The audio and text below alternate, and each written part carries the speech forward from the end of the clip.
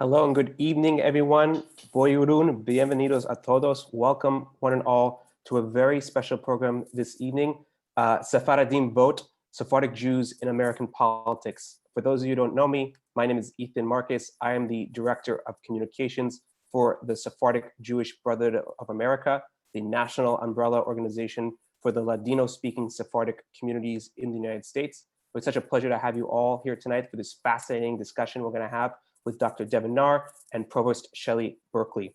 Just as a reminder to you all, this program is especially dedicated to get out the Sephardic vote. It's very important, no matter our creed, no matter how we feel. This is a nonpartisan event. We want to make sure that we all vote and we do our civic duty as Americans, as proud Sepharadim. So if you have not voted yet, if you're not sure where to vote, not sure how to vote, please make sure to find out. Go to iwillvote.com. It's iwillvote.com. We put it into the chat and we'll put it again into the chat to find out how and where to vote in your state and your local district. It's so important. Please make sure you do it.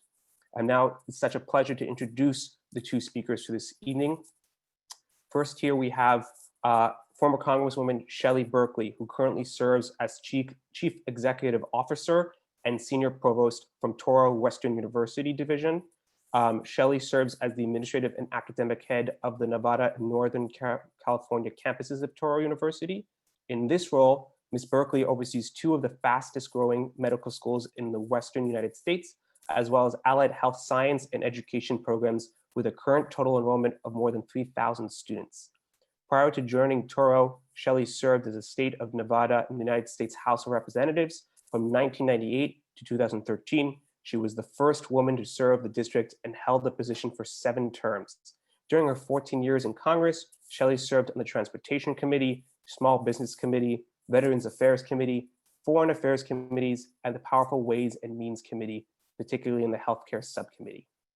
Dr. Devin Naar will be conducting the conversation with her, and Dr. Devin Naar is the Isaac Al-Hadaf Professor of Sephardic Studies, Associate Professor of History, and the faculty at the Strom Center for Jewish Studies in the Jackson School for International Studies at the University of Washington. Born and raised in New Jersey, Dr. Naar graduated summa cum laude from the Washington University in St. Louis and received his PhD in history at Stanford University.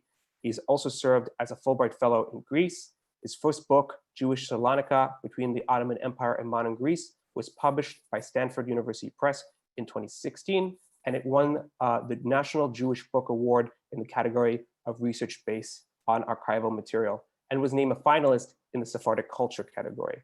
With that, I'm going to open up the floor first to Dr. Naar to give a few bits of insights on the history of Sephardic Jews in American politics. Dr. Naar, whenever you're ready.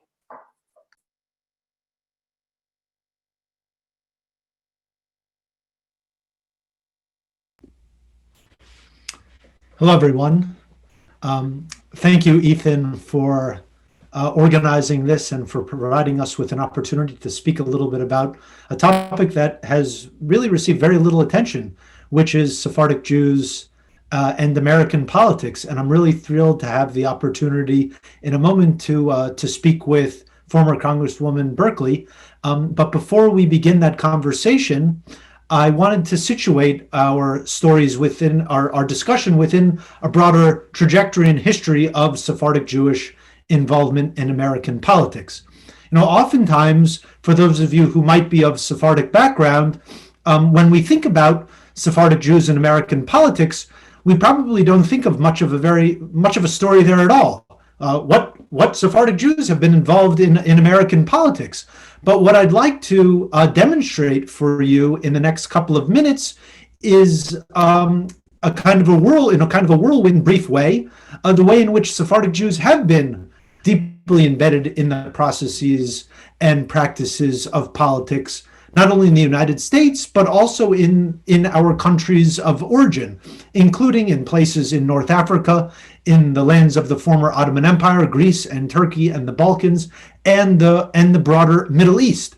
And there is a very rich history of Sephardic Jews participating in American politics, including of Spanish and Portuguese Jews that goes back to the early foundation of the United States. But for the next couple of moments, I'd like to focus on those of Ladino-speaking background from the former Ottoman Empire. Now, when we think about the old world and we think about our nonos and nonas and our papus and our vavas, we think about a kind of a world that maybe was of a different pace, a world in which Jews lived and they didn't necessarily have full rights or they didn't necessarily participate in their society. That might be a story we may have, but the reality was, beginning in the late 19th century, as the Ottoman Empire developed its own political processes, the establishment of a parliament in 1877, and then a new parliament in 1908, Jews were there and part of the process all along. So like in the 1877 parliament of the Ottoman Empire, of the 130 deputies, 4 of them were Jews already in 1877. And the same in after the Young Turk Revolution of 1908, we have 4 Jews serving in the Ottoman parliament. So when Jews begin to come to the United States from the lands of the former Ottoman Empire, participation in the political process is not a completely new phenomenon. It is not completely foreign, although some of them would be fleeing the autocratic rule of the Sultan who ruled for many of those years, Abdul Hamid II. Some came because they were specifically interested in participating in the political process in a new way. They wanted to participate in democracy. We even have some accounts of Sephardic women coming to the United States because they were interested in the prospect of women's suffrage. And, the United States became a relatively friendly environment for Jews to participate in the American political process. Unlike in Europe and other parts of the world, there were no restrictions on people of different religions from participating in becoming citizens or having the right to vote. But as I'm sure you are all aware, there were race-based restrictions on who could become a citizen of the United States and therefore who could vote. Between 1790 and 1952, for example, there were race-based restrictions on who could even become a citizen of the United States. And while that never impacted Jews from Europe, who were seen for the purposes of citizenship and voting coming from Europe, they were seen as white and never faced any restrictions. What's very interesting in my research is I've come across quite a number of examples of Sephardic Jews who came from the Ottoman Empire, from Turkey, from places that were considered not Europe, and therefore the people from that part of the world were considered not white, were actually not eligible to become citizens and not even eligible to vote. I have some examples from Chicago, from Los Angeles, and quite a few from Seattle. So once Sephardic Jews as individuals and as a group were able to gain the rights of citizenship, voting became a very important aspect of their experience in the United States. For many of them, for some of them it was not a priority, but for many of them it was. And from the very beginning of the arrival of Sephardic Jews from the Ottoman Empire to the United States in the beginning of the 20th century, they got involved in politics. Can anybody guess what the first Sephardic political organization was established in the United States? Which party did they represent as Sephardic Jews? The Sephardic section of the Socialist Party of America was established in 1916. These were mostly working class people, and they were people who believed in the rights of workers.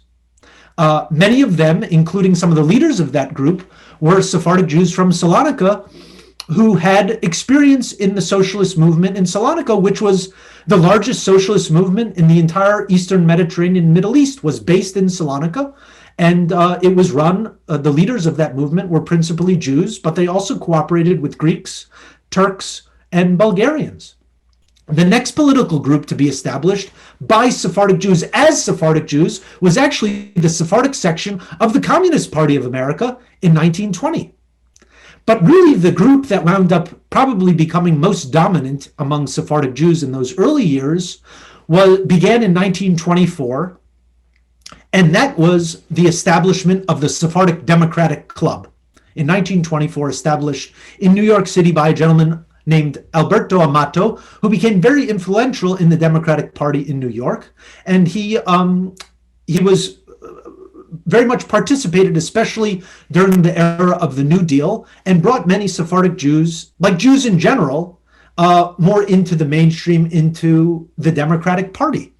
And I'm not aware, and please bring it up in the questions afterwards, if there has ever been a specifically identified Sephardic Republican organization. I'm not aware of one. There could have been one, but there certainly were and are Sephardic Jews who did join the Republican Party, who did become Republicans, but like Jews in the United States, certainly in the early years, Sephardic Jews seem to have organized themselves around liberal and left-leaning political organizations due to their own status in this country, coming mostly from working class backgrounds. We don't have a really good sense of the status of Sephardic Jews in politics today because, as I alluded to before, this is a question that nobody's really asked. So we don't have an answer. There's never been a poll that's been conducted of how Sephardic Jews vote in the United States ever, let alone today. But I suspect that there is a wide variety of political dispositions and orientations among Sephardic Jews. Do Sephardic Jews vote like Ashkenazi Jews in the American Jewish community in general, which historically have voted 2-1 or sometimes 3-1 for the Democratic Party over the Republican Party? We don't have the demographic data on our fingertips, but there's good reason to suspect that Sephardic Jews may have followed and continue to follow the general voting pattern of American Jews, but also may diverge in other ways due to the specificities of the Sephardic experience. I want to add just a couple of words and then open up to former Congresswoman Berkley for a conversation, just to give you a sense of the way in which former Congresswoman Berkley is part of, even though I'm going to be creating now a narrative, is part of a story of Sephardic Jews in American politics, including in elected office. So does anybody know who the first Sephardic Jew who ran for elected office in the United States, a Sephardic Jew born in the Ottoman Empire whose native language was Ladino? A gentleman by the name of Alberto Moshe. He used the name Moreau when he was running for office, and he was the candidate for the Communist Party for the New York State Assembly in the 17th District in 1928. And he advocated for his campaign in Ladino, in Spanish, and in English. He didn't win, but he was a very influential figure coming from Salonika. His mother was a Romaniot Jew from Yanina, very influential figure in the Communist Party in the beginning of the 20th century. Now, did you know that there was a Sephardic Jew who ran for the presidency of the United States? I want to give a thank you to my cousin Ira Cohen for reminding me of this. The son of an Ottoman Jewish flour seller from Gallipoli, he was born to Ladino-speaking Jews in New York City in the 1930s. His name is Louis Abulafia. And he is probably the most famous Sephardic Jew in American history that you have never heard about. He was a child prodigy, and his platform was really about promoting the arts as a pathway to human liberation. He established the first shelter for runaway children in New York, and he ran for president in 1968, and I'm not making this up, against Nixon on the ticket of the Nudist Party. No joke. His slogan included, "What have I got to hide?" And his most lasting contribution to American culture was in popularizing the slogan, "Make love, not war." His campaign materials even advertised that he came from a line of Kabbalists, of practitioners of Jewish mysticism that traced their roots to medieval Spain. And according to his own recollections, he received 2 million votes. That might have been why Nixon won, but that's a different story. Now, I want to give you just two other quick examples, which is there was another important figure in New York politics in another generation, slightly later in the 1970s. And this is a guy by the name of Maurice Najari, who was the son of a founder of this organization that's organizing our event tonight, the Sephardic Brotherhood. he was one of these figures that began in the Democratic Party. His father was involved in the socialist movement. He entered the Democratic Party, and eventually he moved to the Republican Party. And he was both feared and beloved as a prosecutor of corruption in New York's criminal justice system, especially in the 60s and 70s. And working as the Manhattan DA, he won a ridiculous ratio of his cases, 248 out of 250 major felony cases. And he ran for office unsuccessfully in Queens for the DA in 1976. Now, I want to give you one other example before we move to former Congresswoman Berkley. And that is to demonstrate that former Congresswoman Berkley is part of a growing cohort, if we could imagine it as such, of not only Sephardic men, but also Sephardic women who have participated in American politics. And I'd like to bring for you the example of someone from the state of which I'm currently a resident, Washington State, and that is Marcy Maxwell of the Haleva family of Seattle, with roots in Turkey, who served as a Democrat in the Washington State House of Representatives from 2009 to 2013, after which she served as Governor Jay Inslee's senior education policy advisor. She also ran for mayor of a town near Seattle called Renton last year, unsuccessful, unfortunately, but she remains very involved in local and state politics. And it's very interesting because Marcy Maxwell also sees a connection between her own roots and her political activity. And I'm going to read a little excerpt from an interview she gave to the ADL recently, in which she says that her 4 grandparents lived near us in Seattle, came to the US speaking Ladino. Their language, experiences in the old country, pathways to and struggles in life here enriched my understanding of the freedoms, liberties, opportunities, and pride in our nation. In my political service, I've worked for issues in equity, access, and opportunity for every family and every community, including Washington's equal marriage law, our state's DREAM Act, opportunity scholarships, and K through 12 public education enhancements. And I found it very interesting to see the ways in which Marcy Maxwell has connected her own family background to her sense of political activism and her particular advocacy. And that leads us to our guest of honor this evening, who is Shelley Berkley, a native of the Lower East Side with both Ashkenazi and Sephardic roots, like myself. Her mother's family from Salonika, the Torres family, and also from the former Yugoslavia, the Kalanimus family. And as a Democrat, as Ethan mentioned, she served in the U.S. House of Representatives, representing Nevada's 1st district for 7 terms. They just couldn't get enough of her, kept reelecting her so many times. And she represented Las Vegas and its environment, the first woman to represent the 1st district in Nevada, and obviously thus the first Jewish woman and the first Sephardic woman to hold such a position. So I'd like to invite former Congresswoman Berkley to join me for a conversation now. And I'd like to begin by welcoming you and asking you if you could talk a little bit about your upbringing on the Lower East Side and talk a little bit about your Sephardic family roots for us. Yes, absolutely. And first, let me thank Ethan for contacting me and inviting me to be part of this wonderful discussion. And Doctor, I so enjoyed the history. Now, I am quite certain I was not as colorful as those Sephardics that preceded me in public office, but I seem to have lasted longer than they did. So maybe there's a direct correlation of that.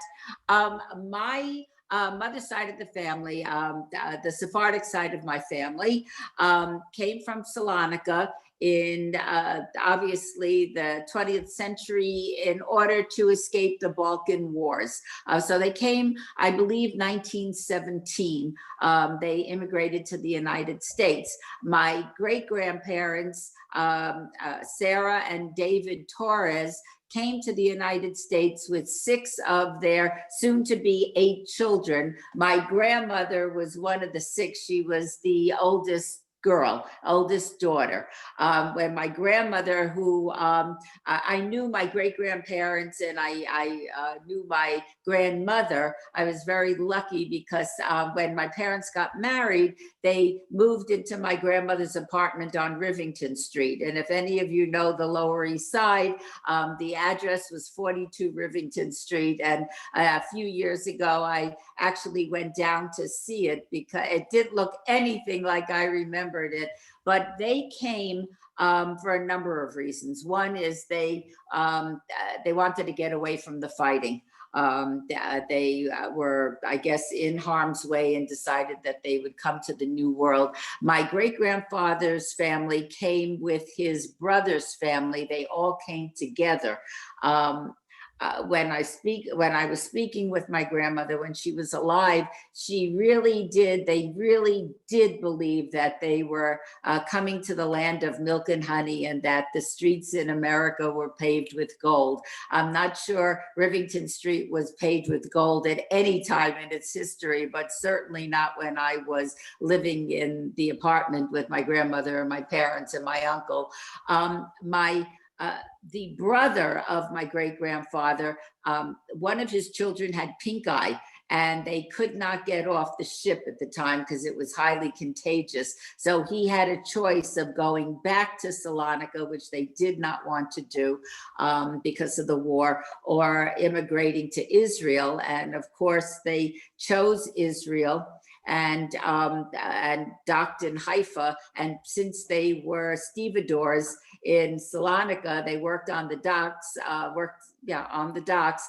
I have family in Haifa because of that experience where they just weren't allowed off the ship. And I'm sure that was just a horrible farewell, knowing that they would never see each other again. When they got off the ship in Ellis Island, my grandmother, who was 8 at the time, my great-grandfather said she was 13 because he wanted her to go to work in a few years, because in those large immigrant families, they were poor, they couldn't speak English, they had limited skills. I mean, they were workmen, they were workers. And so everybody worked. My grandmother at a very young age started working and was a tailor, worked with her hands and created beautiful clothes in the sweatshops on the Lower East Side.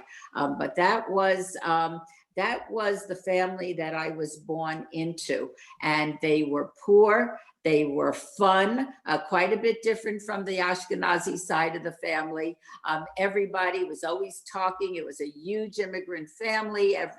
All the women were cooking and yelling at each other in Ladino. I'm sorry, I never learned it. Of course, when you're a kid, you don't think about how important it is, but I wish that I had learned Ladino, because they certainly spoke it all the time. And they were just the most exciting people to be with. I just loved as a kid sitting at the grown-up table and listen. I had no idea what they were saying, but they were saying it with such great enthusiasm.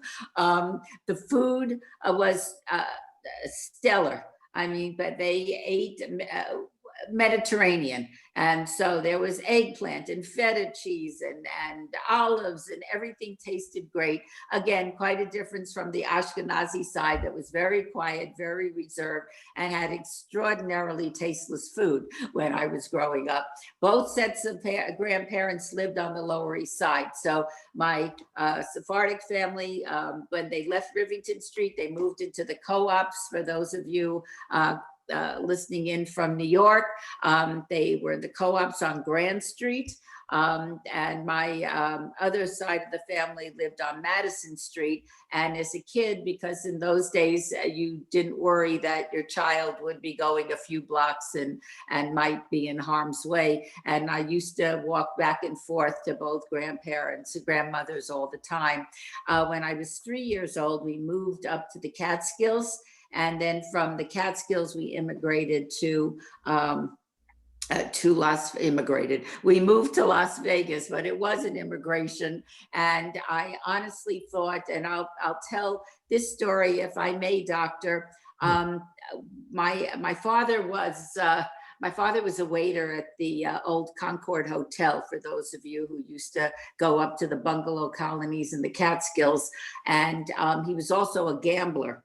And he got into terrible trouble and needed to get out of town. So one night, he put my sister and I and the dog in the back seat of our car, parents in the front seat. Everything we owned was in a U-Haul hooked up to the back bumper. No air conditioning, by the way, and it's July. Drove across country on the old Route 66. When my dad had a letter of introduction to get a job as a waiter in Southern California. We drove past Hoover Dam. There were signs that said Las Vegas 30 miles. Since it was summertime, my sister and I didn't have to be in school. My mother was a stay-at-home mom. My father didn't have a job. He had a promise of a job. So we decided to stop in Las Vegas for the night. We never left. And that was well over 55 years ago. One of these days, we really got to unpack that U-Haul. That's a joke. But we made a life for ourselves in the middle of the desert. And how amazing. And this is something that I just love and I love sharing. Isn't it extraordinary in this country that 2 generations from coming here with no money, couldn't speak the language, poor, and truly everything that Statue of Liberty says. 2 generations later, they had a granddaughter serving in the United States House of Representatives. And I always marveled at that and realized that it was their strength and their character and their personality that made me the woman I am today. And while they were always poor, my grandparents, neither one of my parents graduated high school, but between all of them, they made me. And I am eternally grateful to all of them. And that is their Sephardic roots. And that is my Sephardic roots. Very nice. Thank you so much for that wonderful introduction to your world and your upbringing, and a real tribute to those who came before you, to all of our forebears. I mean, I think it's a testament to that. I was going to say, could you maybe, as a way to tell us about how you got interested in politics? But I wonder if you might also tell us this wonderful story about your first visit to Salonika and how that became very symbolically important for you and also for your mother. Yes. As I said, both sides of my family immigrated to the United States in the early 1900s, in the teens, 1917, 1918. They came from very challenging parts of the world. My mother's side of the family, as we discussed, came from Salonika, and they were very anxious in the middle of the Balkan Wars, and they wanted to get out.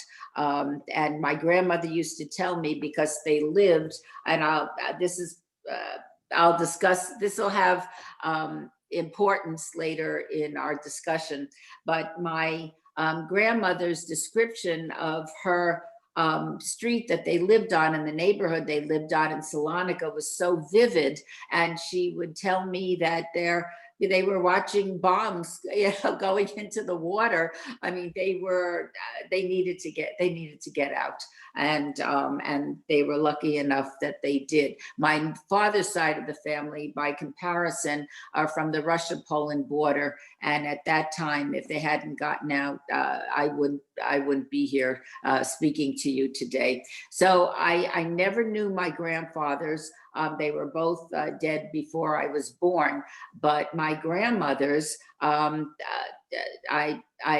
knew a lot about my family, my roots, who I was, where I came from. I always used to say when I was in office that I never went through that period of having to find myself, because I was born found. I knew who I was from a very young age. I always wanted to be in political office, and there were 2 reasons for that. One is because I wanted to give something back to this country for having taken my family in and giving us not only an opportunity to survive, which if they had stayed in Europe, again, they would not have survived and I would not be here. But I also, we survived, and not only that, we were able to thrive in this country. And that is, again, I will always be eternally grateful to both sides of my family for having the courage to leave everything that they knew and they loved for generations at millennium and come to the United States. So one is to give something back. The other reason I always wanted to be in office is I always thought, if God forbid anything happened to our people that happened during World War II, I wanted to be in a position to help stop it. And back for World War II, I mean, the Jews were relatively new to this country. They didn't have much of a voice there. For a millennium, it seemed better that if we stayed in the background and no one would notice us, that they wouldn't kill us. I think our history demonstrates that that is often not the case. So I really had that passion to, I used to call it the Queen Esther syndrome. I wanted very much to save my people if we needed saving. And so those were the reasons that I ran for office. I knew from the earliest of ages, I was president of all the Jewish youth groups in Las Vegas. In those days, the Jewish youth groups were very small. And so that was easy because the New York school system was so much more advanced than the Nevada school system. When I started school in Las Vegas, I never looked back. You know, I was a smart Jewish girl in upstate New York. I was a genius in Las Vegas. And my IQ did not increase. So it gave me an opportunity to get very involved in the community, which I did, and led to a 30-year political career, which I loved. But everything, and when the doctor was speaking about the woman up in Washington State and what she fights for, I realized that quite a while ago that so much of what I fought for when I was in office and cared about came from being Jewish. It's from our roots, who we are, what we are. Strong support for working men and women, a belief in education. And again, neither one of my parents graduated high school, but in our family, I mean, the idea that we wouldn't go to college was unthinkable. And you know, we're very lucky that my mother was what I thought was the meanest woman in the world. Now I look back and realize how great she was. But all of that came from my Jewish upbringing. And again, and I know this is a controversial issue, even with close friends of mine here in Las Vegas, but I don't think my grandparents look very much different than many of the people on the southern border of our country that are desperately trying to come into the United States. This doesn't, and again, I'm not making a political statement. I'm just saying that it's one of the issues that I care so much about. And I just keep seeing my grandparents and my great-grandparents when I think about issues of immigration. It means a lot to me. And I'm very grateful that this country let them in.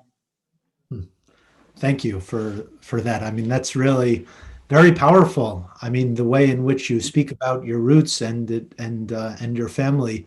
As you know what, Doctor? I didn't mention the soil. Shall I do that now? Tell us about when you had the opportunity to go to Salonika, please. I was invited by the Greek government, when I was in office, to participate in the commemoration or the rededication of the Holocaust Memorial in Salonika. So of course I was absolutely delighted to be invited, and my husband and I stepped off the plane. I thought I was visiting royalty or something. They were so excited. It was a daughter that had returned home, and it was just the most wonderfully moving ceremony. But more than that, I just loved being in that absolutely beautiful city. I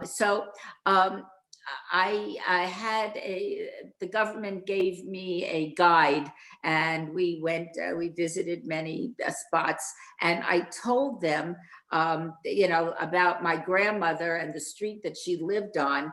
And again, I didn't know the address, but I was able to vividly describe the way my grandmother had described the neighborhood. And I'll be a son of a gun if the Greek government didn't find the street that my grandmother was raised on and lived on until she came to the United States. My grandmother came to the United States. So although you're not supposed to do this, but then when you're there on a diplomatic invitation, I took a spoon and I dug up some soil from the street that my grandmother was born and raised on, because I wanted to give it to my mother. And I thought my mother had never gone to Salonika, though she talked about it a lot. And so I thought, I'm going to bring a little bit of Salonika back to my mom. That was over Memorial Day of that year, unbeknownst to me. And she kept it from me for many years. And let me say this, we all live in Las Vegas, and we live 10 minutes away from each other. And my mother did not wait for an invitation to come to the house. And so I saw an awful lot of my mother, but she kept from me that she had cancer. And I came back with the soil and gave it to her. It had to come by diplomatic pouch. So it finally arrived on my mother's birthday, of all things, on July 7th. 3 weeks later, my mother succumbed to her cancer. By then, I knew that she was dying of cancer. When my mother passed away and was buried, she was buried with soil from Jerusalem and the soil I brought back from Salonika a few months before. So I felt very good about that, and was taking my mother home. And I'm sure in some way she appreciated that too. But I thought that was very, very meaningful, because the two things she talked about, she never went to Salonika to see it, but I did. And of course, she was very devoted to Israel. So when she passed away, she was a little part of Salonika, and a little part of Israel was buried with her. That must have been incredibly meaningful for you and your family, and probably very impressive to your Greek counterparts there when they discovered you wanted to bring a bit of soil back from Salonika. Yes, and we broke every international law bringing it into this country. I think they knew how much it meant to me to do, so we did it. You've spoken about the importance of your Jewish background and your Sephardic roots in shaping your own sense of self and your political trajectory, and even some of the issues that are important to you. And I would be curious, in your career as a politician, if you could speak about, I mean, did you have the occasion to explain what does it mean to be a Sephardic Jew, or were you able to just sort of say that you're Jewish and that would make some sense, or did you ever have the opportunity to explain, what a Sephardic Jew is, or how did you sort of navigate that terrain, or did you encounter any obstacles by virtue of you being Jewish in the political environment that you found yourself? Las Vegas is, for all intents and purposes, is a fairly open city. And in addition to all the other things, but I think Jews, as you know, our current mayor is Jewish. She succeeded her husband, who was mayor of Las Vegas for 12 years. We had a Jewish senator, Chick Hecht, me. We have a current United States Senator, a very dear friend of mine, Jackie Rosen, who is president of our synagogue before she was elected to the United States Senate. So I think Jews have enjoyed a certain degree of respectability and freedom. And, starting with Bugsy Siegel, we had quite, I guess, very involved in the gaming industry. And in Las Vegas, there is only one industry, and the Jews were very instrumental in creating it. So I think we had a lot of credibility and a lot of respectability early on. I never wanted to be a politician that happens to be Jewish. I wanted to be known as a Jew that happens to be a politician. And so that's the way I always conducted my personal and political life.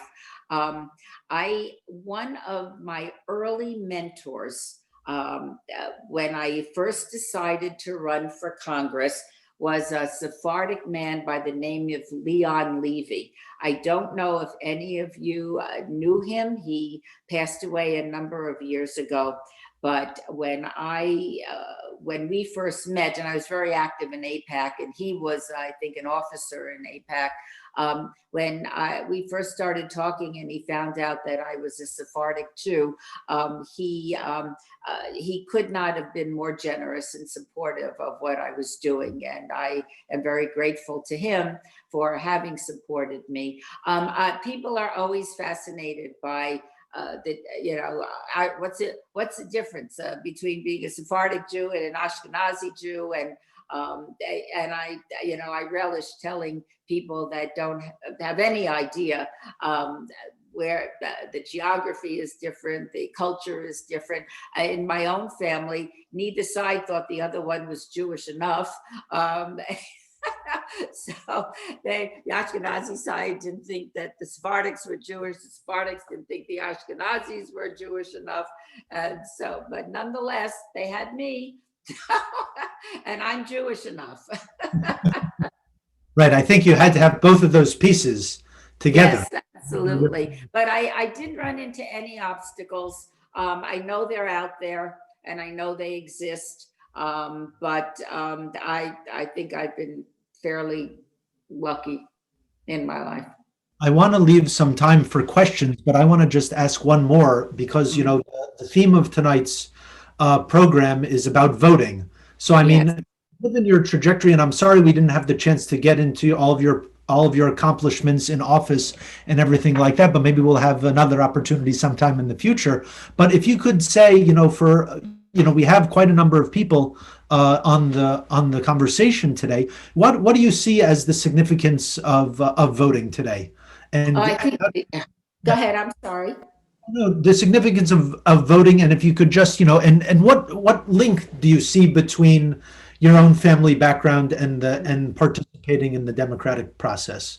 Right, and I know this is a wonderfully bipartisan crowd, but I'll mention that I was obviously a Democratic congressman, but that also comes from my family. I often say when my grandparents got off the boat, they registered as Democrats. The reality is it was a little different. My grandmother became a citizen during World War II, and she registered as a Democrat.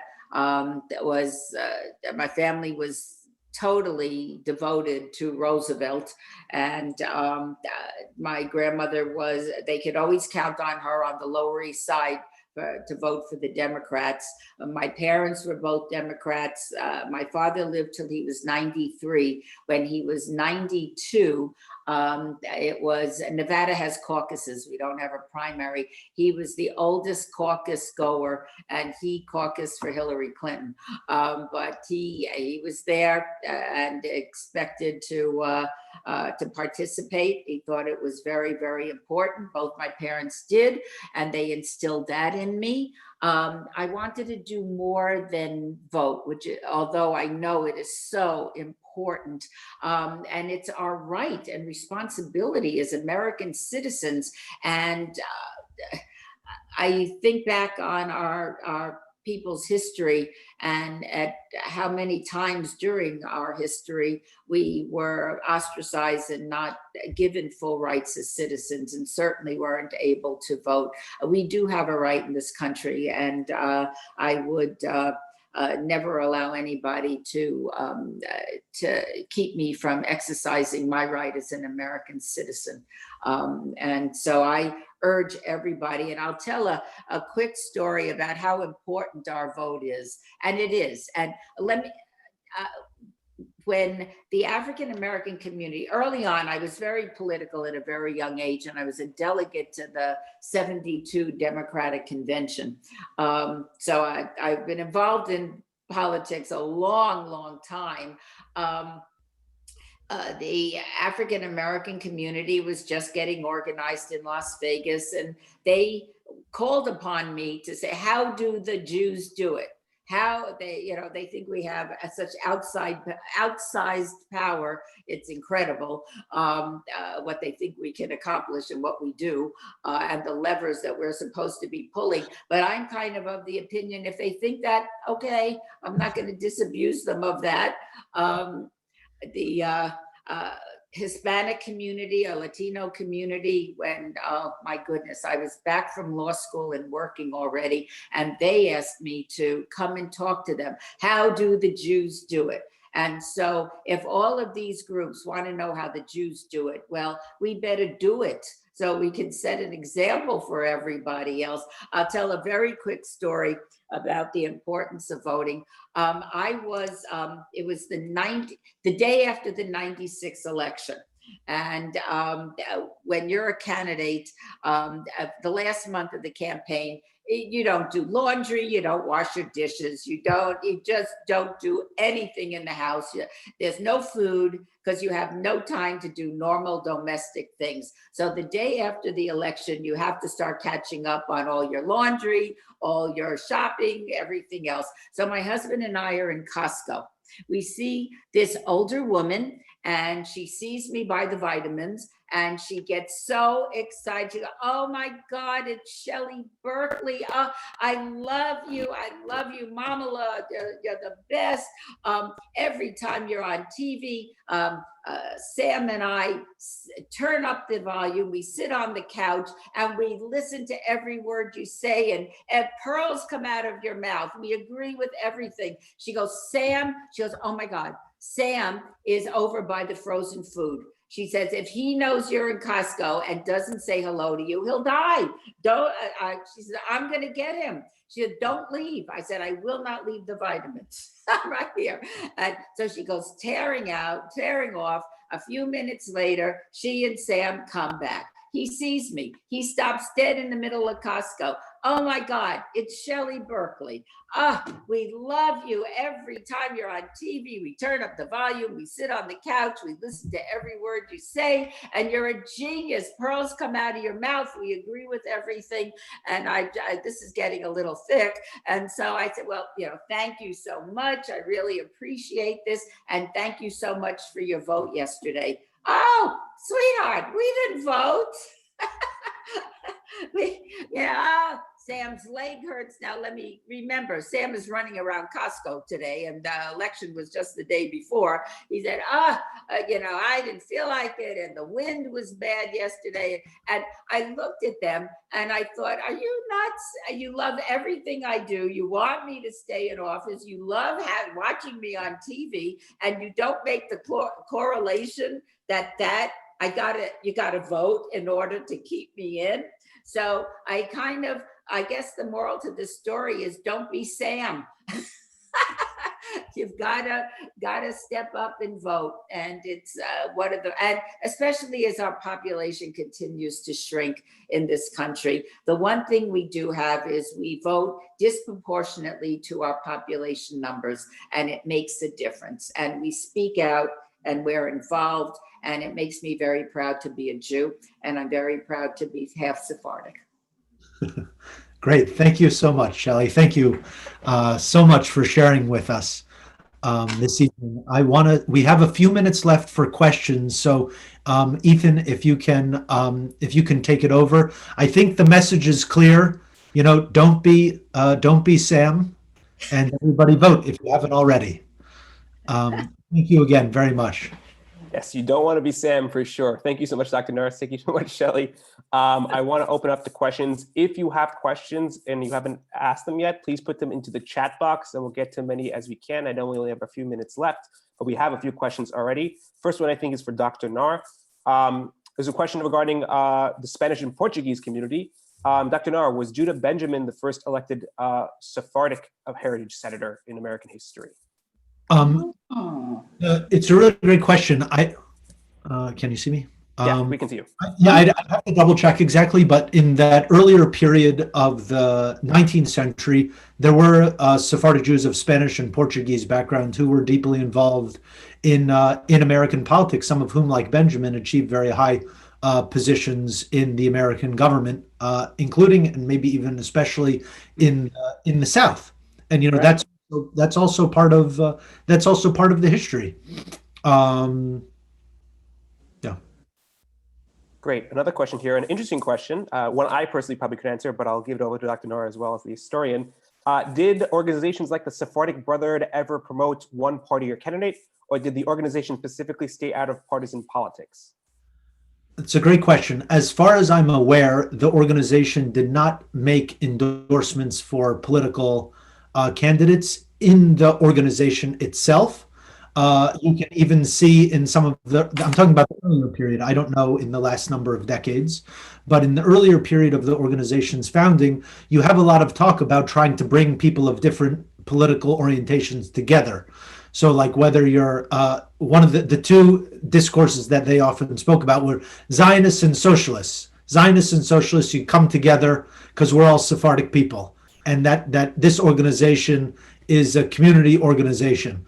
That doesn't mean that the members of the organization were not deeply involved in their own political advocacy, or that they did not, like many of the founders of the Sephardic Brotherhood, outside of their role at the Brotherhood, were very involved in political activism, as I mentioned, especially for the Socialist Party earlier and then for the Democratic Party. But my impression is that the organization itself, at least in its earlier years, was a nonpartisan organization. Yeah, exactly, Dr. Naar. And even till today, we are still a nonpartisan institution dedicated to building Sephardic community up in the United States and making sure we engage in our civic duties. So thank you for that, Dr. Naar. Former Congresswoman Berkley, can you maybe talk a little bit about when you were initially running for office?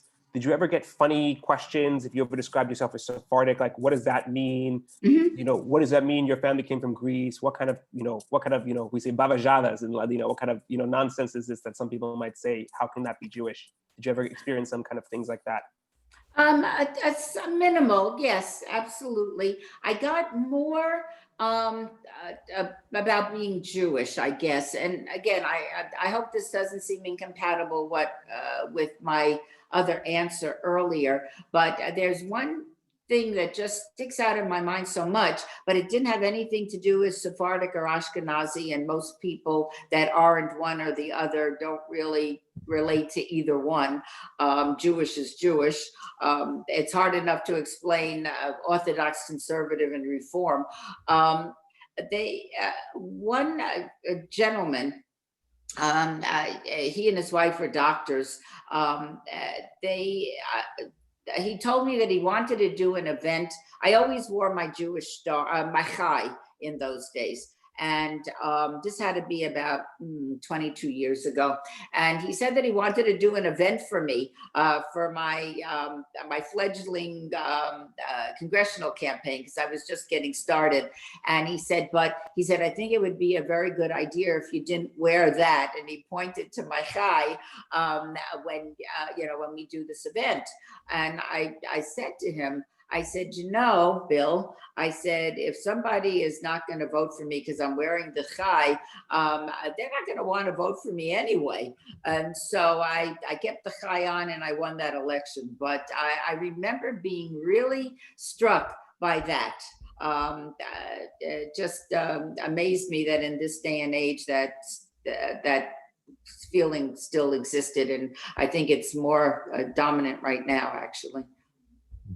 Thank you for that. This might be a question for both of you, I'm not so sure, but there's one question here, a very interesting question we may not have the answer to. Is there any data on voting patterns in the United States for Sephardic communities in particular? Dr. Naar, any thoughts on that? I mean, it's a great question. I would love to have that data, as I alluded to earlier. We don't really know.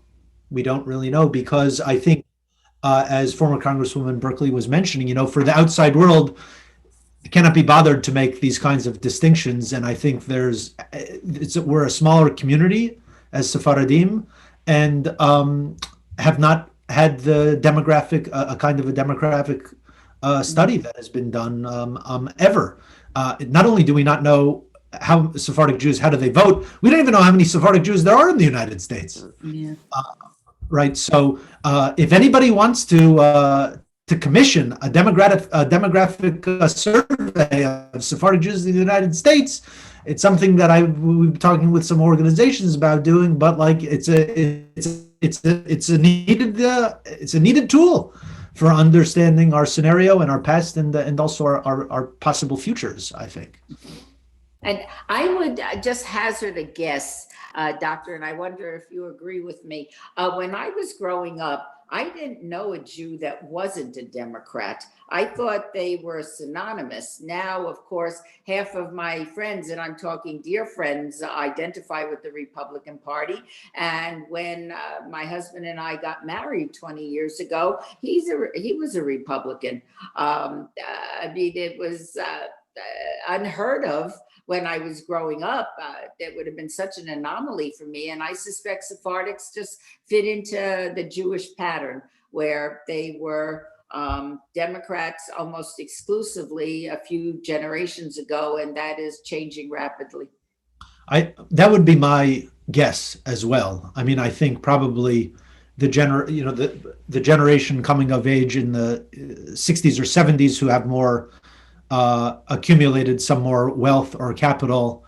I think, as in the general Jewish community, there's a turn among some people to neoconservatism, and I suspect that some Sephardic Jews also moved in that trajectory over the last number of decades.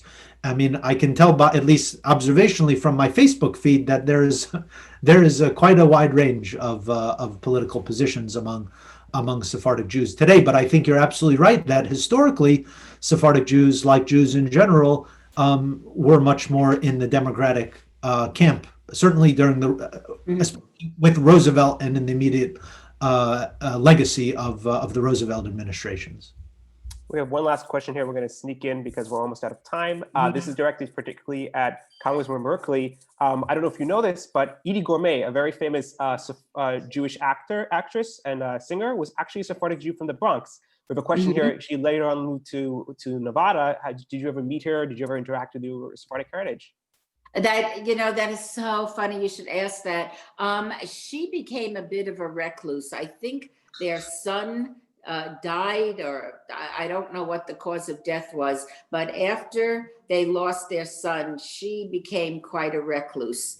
I actually saw her on stage. My father ended up, he came here as a waiter, but the last 20 years of his life, he was the maitre d' at the Old Sands Hotel. And Steve and Edie used to perform at the Old Sands Hotel. And we grew up watching them perform, not only in the Catskills, but then later in Las Vegas. Their last performance in Las Vegas was at the old Stardust Hotel. And my dad and I went to watch them, and we went backstage afterwards. But after that, I never saw her again. I see Steve Lawrence almost weekly, because there is an Italian restaurant on Convention Center Drive that is a place where anyone that's anybody goes for dinner. And on Monday nights, mostly the locals go, although it's a big tourist place too during the weekend and during the week. But on Monday, chances are if you go into Piero's on Convention Center Drive, you're going to see Steve Lawrence. And he was, I don't think he was not a big force in town, but obviously everybody knew who he was and knew his name and wanted to get a picture or shake his hand. And he was very cordial and very nice. Great. Great. I think we're going to have to leave it at there. I want to first thank you all for participating in this wonderful discussion, a very special discussion, a very unique discussion. I don't think, honestly, in decades, there's really been a political discussion, or at least a discussion about Sephardic Jews in American politics in a very long time. So I first want to thank our participants, both former Congresswoman Shelley Berkley and Dr. Devin E for just giving us a wonderful history and just a wonderful insights into their personal experiences as Sephardic Jews in America. I want to remind everyone again, why do we bring this all together? Ultimately, it's to make sure we go out and vote. It's so important, no matter who you vote for, is that you go out and vote.